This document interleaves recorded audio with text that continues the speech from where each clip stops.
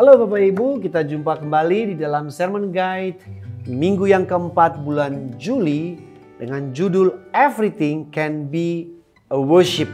Segala sesuatu dapat menjadi sebuah penyembahan.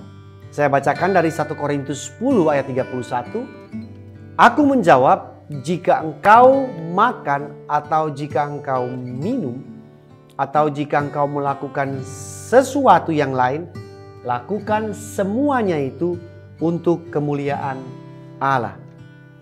Apa yang ada di benak Anda saat Anda mendengar kata penyembahan?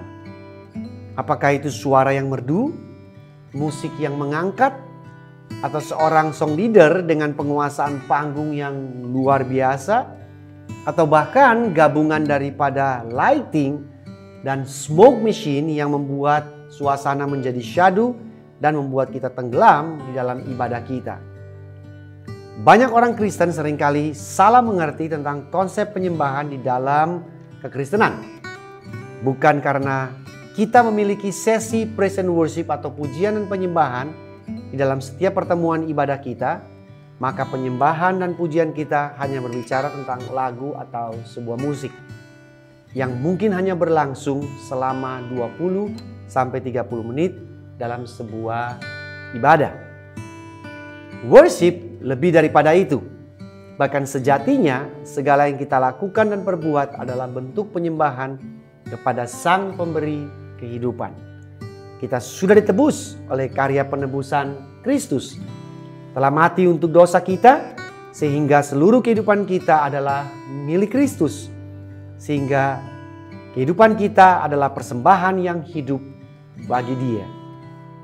Dalam Galatia 2 ayat 20 dikatakan, namun aku hidup tetapi bukan lagi aku sendiri yang hidup, melainkan Kristus yang hidup di dalam aku, dan hidupku yang kuhidupi sekarang di dalam daging adalah hidup oleh iman dalam Anak Allah yang telah mengasihi aku dan menyerahkan dirinya untuk aku. Bila keseluruhan hidup kita adalah milik Kristus, maka seluruh yang kita lakukan dan kita perbuat untuknya adalah bentuk penyembahan yang kita lakukan baginya.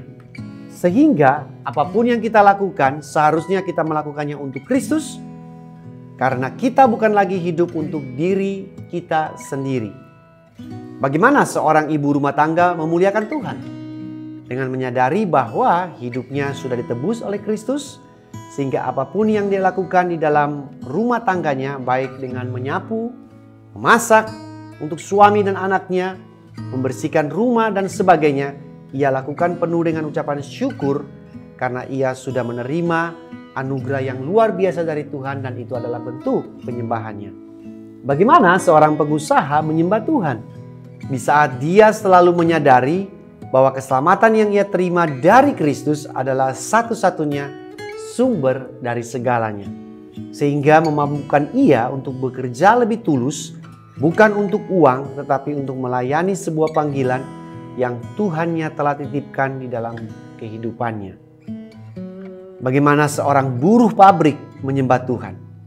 Dengan selalu menyadari bahwa Tuhan telah mengaruniakan dirinya sendiri, selalu menyertai dan menjadi sumber damai sejahtera yang mutlak, sehingga seorang buruh dapat bekerja lebih keras, bukan karena ia ingin mendapatkan upah yang lebih banyak, tetapi sebagai bentuk ucapan rasa syukur yang ia telah terima.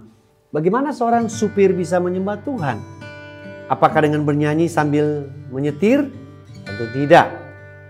Yaitu dengan selalu mengingatkan dirinya bahwa Kristus telah mengaruniakan sesuatu yang tidak bisa ia lakukan, yaitu menyelamatkannya dari kematian yang kekal. Sehingga bila sekarang ia masih dapat menyetir dan mempersembahkan hidupnya adalah sebuah anugerah yang luar biasa. Sehingga ia dapat bekerja dengan lebih penuh makna. Bagaimana seorang pengikut Kristus seharusnya menyembah? Dengan memberikan dirinya ke dalam sebuah komunitas dan terus menyadari bahwa karya Kristuslah yang menguduskan dan menyediakan bagi dirinya hal yang terbaik untuk dapat terus bertumbuh dan dikuduskan secara progresif melalui segala sesuatu yang Tuhan izinkan untuk dia alami. Sehingga kita harus selalu sadar bahwa penyembahan bukan mengenai lagu, aransemen sebuah lagu atau renungan kita. Seluruh aspek kehidupan kita adalah sebuah tindakan penyembahan kita. Di saat kita tahu kepada siapa kita harus mempersembahkannya. Kolose 3:23, apa saja yang kamu kerjakan untuk majikanmu, lakukanlah dengan sepenuh hati, karena kamu sebenarnya sedang melayani Tuhan, bukan manusia. Seluruh aspek kehidupan kita adalah persembahan kita yang hidup, yang berasal dari sebuah pengenalan dan perubahan hidup yang sejati yang Kristus kerjakan di dalam hidup kita. Ada beberapa perenungan yang kita renungkan lewat pertanyaan berikut ini. Yang pertama, bagaimana pandangan Anda tentang penyembahan kepada Tuhan selama ini? Yang kedua, apakah Anda dan saya pernah terjebak dalam pengertian yang salah tentang penyembahan? Menurut Anda, apa persembahan yang paling dikehendaki oleh Allah di dalam kehidupan Anda? Dan yang terakhir, hal praktis apa yang bisa Anda dan saya lakukan setelah mengerti kebenaran ini?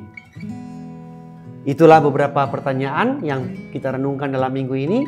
Dan Bapak Ibu ingat bahwa bukan hanya direnungkan, tapi kita lakukan apa yang telah kita renungkan. Sampai jumpa di sermon guide yang berikutnya. Tuhan memberkati.